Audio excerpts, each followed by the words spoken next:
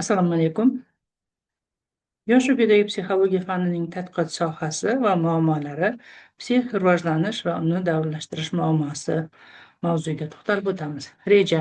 Birinchisi, yosh va pedagog psixologiya fanining tadqiqot sohasi va muammolari.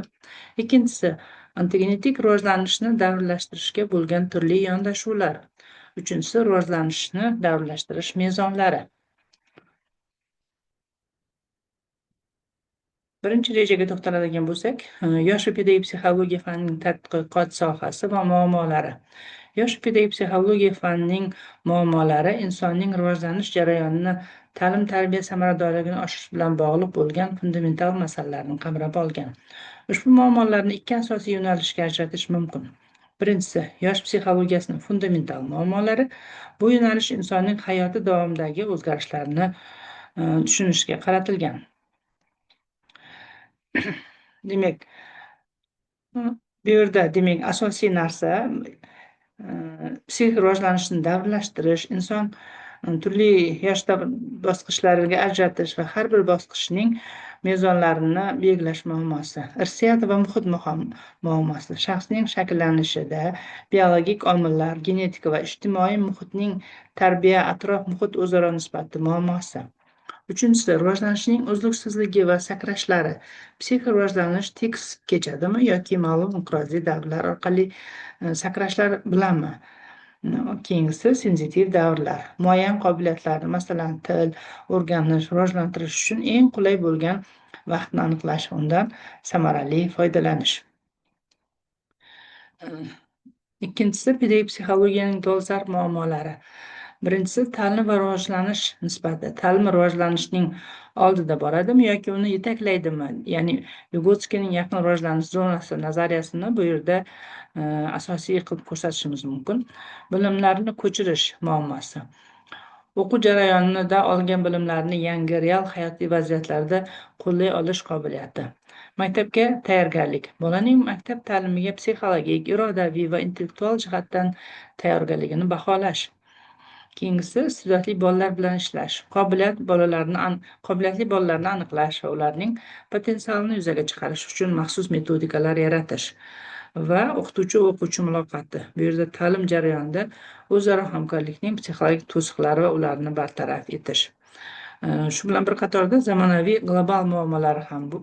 Bular raqamli texnologiyalarning ta'siri, gadjetlarning, internetning bolalarning diqqati, xotirasi va muloqotiga ta'sirini juda dolzarb. Ikkinchisi, inklyuziv ta'lim. Imkoniyati cheklangan bolalarni umumiy ta'lim muhitida moslashtirishning psixologik jihatlari deb ko'rsatishimiz mumkin. Va uchinchisi, psixologik salomatlik.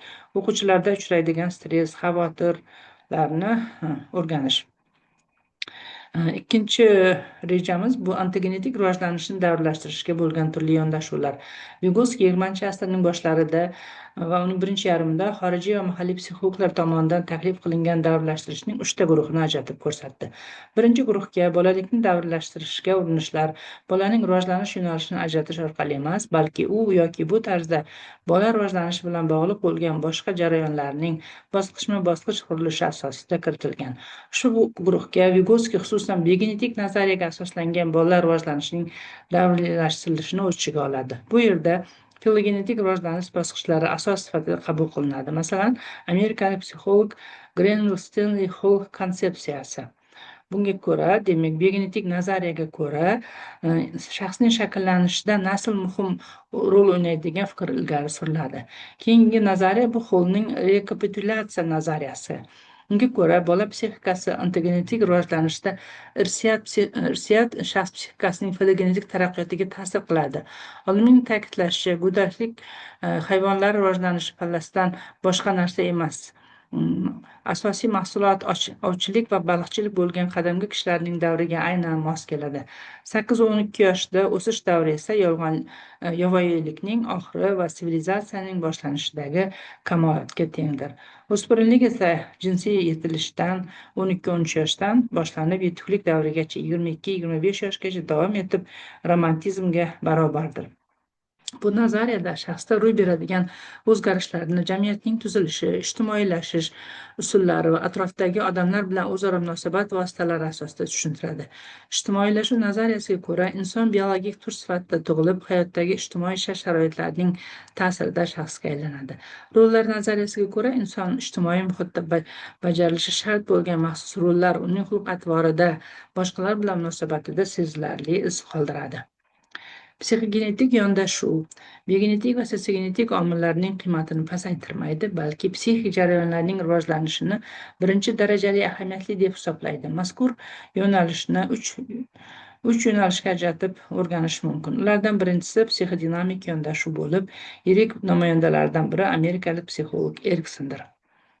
Erikson 1902-1994 yillarda yashagan, inson umrini 8 davrga ajratgan. Birinchi davr go'daklikdan tashqi dunyoga ongsiz ishonch tuyg'usini vujudga keladi.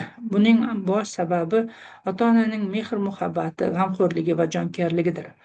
Ikkinchi davr ilk bolalikda yarim mustaqillik va shaxsiy qadr-qimmat tuyg'usi shakllanadi, yoki aksincha ularning teskarisi uyat va shubha hissi hosil bo'ladi. Uchinchi davr o'yin yoshi deb ataladi va unga 5-7 yoshli bolalar kiradi. Bu davrda guruh o'yinlari, tengqurlar bilan muloqotga kirishish muhim ahamiyatga ega bo'ladi. To'rtinchi davr maktab yoshi. Boladagi asosiy o'zgarishlar ko'zlangan maqsadiga erishish uchun intilish, uddaburonlik va tirishqoqlik bilan ajralib turadi. Keyingi davr o'spirinlik deb ataladi. Betakrorlik hislati, o'ziga xosligi, boshqa odamlardan keskin farqlanishi bilan tavsiflanadi. O'spirinlik shaxs sifatida noaniqligi, muayyan rolni uddallamaslik, qat'iyatsizlik singari salbiy sifatlarga ham egadir. Mazkur davrning eng muhim xususiyati rolni kechiktirishning o'zgarishi hisoblanadi. Oltinchi davr yoshlik boshqa jinsga psixologik intim yaqinlashuv qobiliyati va ehtiyoji vujudga kelishi bilan ajralib turadi. Yettinchi davr yetuklik davrida hayotiy falsafani anglash, boshqa sohalarda mahsuldorlik tuyg'usining uzluksiz hamrohi bo'ladi. Ezgu niyatlarning amalga oshishida turtki vazifasini bajaradi. 8-davr qarilik. Inson sifatida o'z burchini uddalay olganligidan, turmushning keng qamrovliligidan, qanoatlanish tuyg'ulari bilan tavsiflanadi. Kognitiv genetik namoyandalariga Vallon va Zardoni kiritish mumkin. Vallon yoshni quyidagi 7 davrga bo'lgan. Birinchisi homilaning ona qornidagi davri, ikkinchisi impulsiv harakatlar davri, tug'ilgandan 6 oylikgacha, uchinchisi emotsional davr, 6 oylikdan 1 yoshgacha, to'rtinchisi motor davri, 1 yoshdan 3 yoshgacha, beshinchisi personologizm, shaxsga aylanish, 3 yoshdan 5 yoshgacha bo'lgan davr, oltinchisi farqlanish davri, 6 yoshdan 11 yoshgacha bo'lgan davr va yettinchisi jins yetilish va o'spirinlik davri 12 yoshdan 18 yoshgacha davrini o'z ichiga olgan. Zazo birinchi bosqich bolaning tug'ilishidan 3 yoshgacha davri, ikkinchi bosqich 3 yoshdan 6 yoshgacha bo'lgan davr, uchinchisi 3-chi bosqich 6 yoshdan 9 yoshgacha, to'rtinchisi 9 yoshdan 12 yoshgacha, 5-chi bosqich 12 yoshdan 15 yoshgacha va 6-chi bosqich 15 yoshdan 18 yoshgacha bo'lgan davrni o'z ichiga olgan deb tavsiflagan. E'tibor bersanglar, bu yerda demak har 3 yoshni bitta davrga bo'lgan Zazo oldingi olimlardan farqli ravishda. Vygotsky, Lev Semyonovich demak rivojlanishni 6 ta davrga bo'lgan. Birinchisi chaqaloqlik davri, ikkinchisi go'daklik davri, uchinchisi ilk bolalik davri, to'rtinchisi maktabgacha davr 3-7 yosh, keyingisi maktab yosh davri 8-12 yosh va oltinchisi pubertat davri 14-18 yoshni o'z ichiga oladi. Danil Borisovich Ilkonin bolalikdagi psixik rivojlanishni davrlashtirish sxemasi. U ham demak turli eralarga bo'lgan ilk bolalik davri, o'smirlik davri, masalan, ilk bolalikni o'zi 2 ga bo'lingan. Go'daklik, ilk bolalik. Demak, go'daklik 0 tug'ilgandan 1 yoshgacha o'z ichiga olsa, ilk bolalik 1 yoshdan 3 yoshgacha davrini o'z ichiga olgan. Bu yerda yetakchi faoliyat demak 1 yoshgacha bevosita emotsional muloqot bo'lsa, demak 1 yoshdan 3 yoshgacha predmetli harakatli faoliyat yetakchi faoliyat bo'lgan. Ikkinchi davri Vygotsky Ilkonin bo'yicha bolalik davri deb ataladi. U ham o'z ichiga 2 davrni o'z ichiga oladi. Birinchisi maktabgacha tarbiya yoshi 3 yoshdan 7 yoshgacha. Bu yerda rolli o'yinlar yetakchi faoliyat hisoblanadi. Ikkinchisi kichik maktab yoshi bo'lib 7 yoshdan 10 yoshgacha bo'lgan davr. Bu yerda yetakchi faoliyat o'qish hisoblanadi. Uchinchi era bu o'smirlik erasi bo'lib, u ikkiga bo'linadi. Bu ham demak o'smirlik va ilk o'spirinlik. O'smirlik 11-15 yosh bo'lsa, ilk o'spirinlik 15-17 yoshni o'z ichiga oladi. Demak, o'smirlik davrida yetakchi faoliyat tengdoshlar bilan intim jinsiy shaxsiy muloqot bo'lsa, demak, ilk o'smirlik davrida o'quv kasbiy faoliyat yetakchi faoliyat hisoblanadi. Uchinchi rejamiz rivojlanishni davrlashtirish muammosi.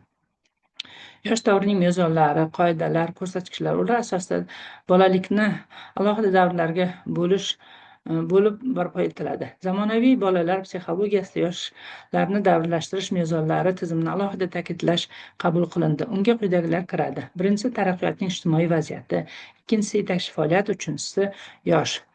Taraqqiyotning ijtimoiy vaziyati asosiy mezon bo'lib, ularni funksional o'zgarishlar psixik shakllanishini ta'minlaydigan yetakchi va boshqa faoliyat kelib chiqadi. Yetakchi faoliyatdan kelib chiqadi.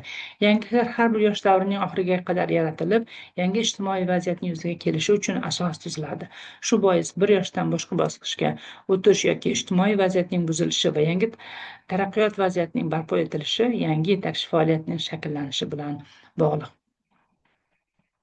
E'tiboringiz uchun tashakkur.